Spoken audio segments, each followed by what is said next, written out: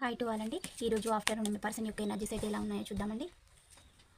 వారు మీ ప్రేమనైతే రిజెక్ట్ చేసినందుకు బాధపడుతూ ఉన్నారు. గతంలో మీకు ఎప్పుడు నిందలు అవమానాలే చేశాను, నేను కావాలని తిరస్కరించానని మీ పర్సన్ అయితే అంటూ ఉన్నారు. మళ్ళీ మీతోటి న్యూ బిగినింగ్ చేయాలి, కొత్త లైఫ్ అనేది స్టార్ట్ చేయాలి అని కూడా మీ వ్యక్తి అయితే అంటూ ఉన్నారండి.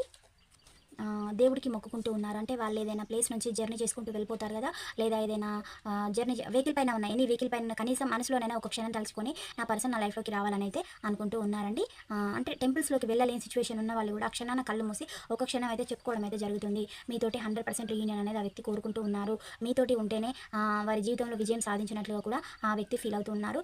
మీరు ఒక రాజు లాంటి వాళ్ళు, ఒక రాణి లాంటి వారు, ఒక మదర్లీ నేచర్ ఉన్న పర్సన్ని నేను మిస్ చేసుకున్నాను, తప్పు నాదే, నేను ఒక మూర్ఖుడిని అని మీ వ్యక్తి అయితే అంటూ ఉన్నారండి.